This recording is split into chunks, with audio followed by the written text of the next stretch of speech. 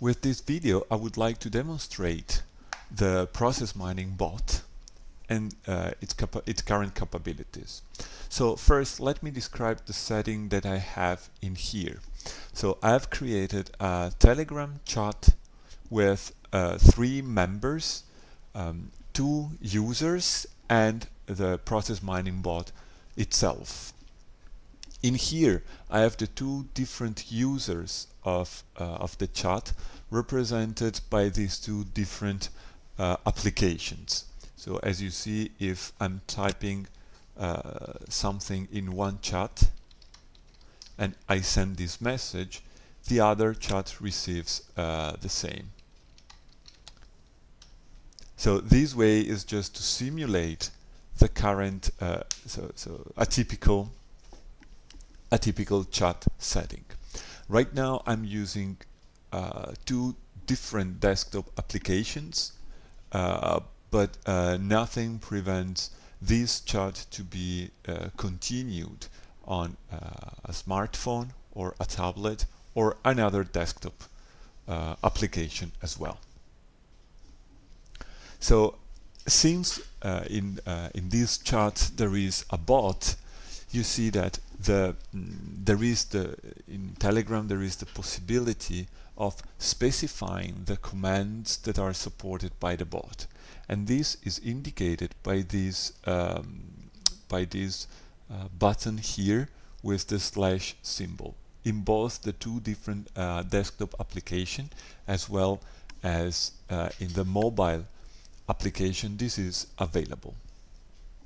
So by clicking on this button here, you see the list of commands that you can send to the bot that is involved in the chat. So the first command that we need to send is to start a new chat. And as you see here, there is the bot is sending some response, and in particular it is necessary to enter a license code. Such a code is needed to instruct the bot and to inform the bot that we are indeed allowed to use the resources that the bot has, that the bot provides in our chat. For the purpose of this video, I instructed the bot to accept only the license code demo. So we can type demo in here, and all of a sudden our the bot accepted, and we're now into our chat. So the bot comes with a default log that can be used for testing purposes, but I would like to use my own log. And in particular, I've created a zip file with a log in it. So let me open this zip file in here, and you see that I have this log.zip file which contains a log.xes file. This file, however, is password protected. So if I'm trying to double-clicking to extract the log, I get I'm prompted with the password field. So keeping this in mind, we can drag and drop our zip file containing the log into our chat, and we can just send this file here. Now the bot detects that the zip file is actually encrypted, so the bot asks us to provide a password to decrypt the zip file. This is useful because when we are uploading our log, the log is actually sent to Telegram's server. So so protecting our zip file with a password is one possible way of hiding this information from the Telegram server. So in this case, the password is test, and the bot confirms that the new log has been received and is now available as the default log. So the main idea behind the bot is that there is one log which is the log being currently used for all the future commands, right? So we cannot process two logs at the same time, but only one can be used for all the mining activities. Please note also that in the other chat, so I uploaded the log on the chat on the left hand side. On the right hand side, which is the other user, let's say, logged in, as you see, the log has not been downloaded. So I would download the log only if I'm clicking this file. Nonetheless, we can use the log in this with this user as well. This is particularly useful if we want, for example, to run our process mining, for example, on a smartphone or on a tablet, because we don't need to actually download the log file in order to process it. The log file has been downloaded by the bot, and from that time on, when we're sending the commands to the bot is using the log that it downloaded previously. So now we can, of course, this is a standard chat, so we can send all the messages around. For example, should I start the processing? So if we're sending messages here, all participants to the chat will see the message as well, and they can, of course, reply. Okay. So let's see some of the commands that are supported.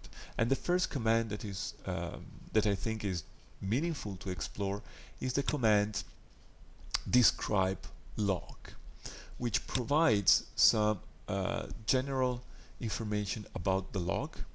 For example, the total number of traces contained in the log, the list of the activities that are contained in the log with corresponding frequencies, and some the distribution of the different traces based on their duration. Let me now switch user and send another command from another user. For example, we can run the heuristics miner on this log, and you see that in this case we get the results as both the heuristics net and the Petri net that has been generated. And these are actually pictures, so you can click on them, you can zoom in, and in principle you can also forward these pictures to the to other users.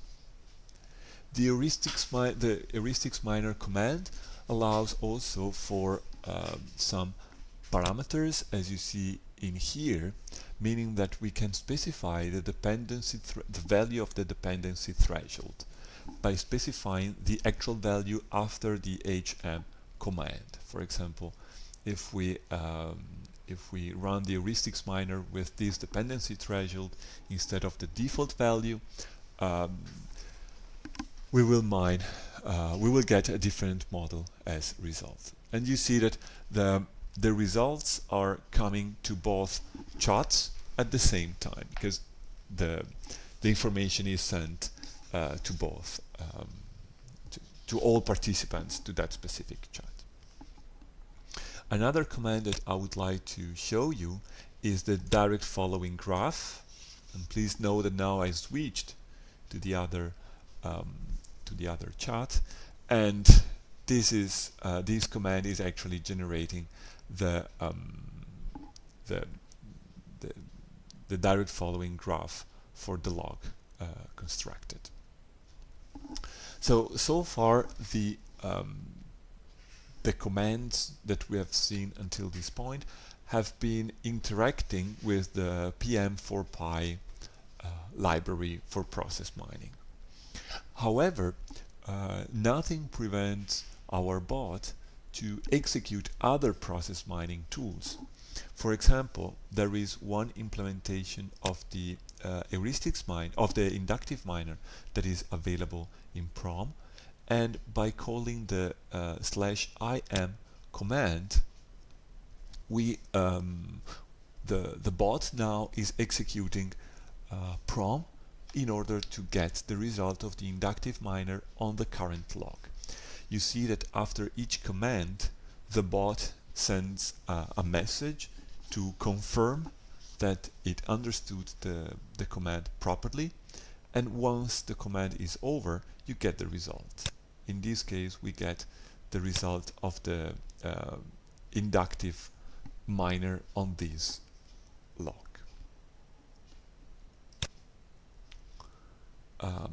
So as said, one of the capabilities of having this bot is to use the bot as an actual interface to several different process mining tools.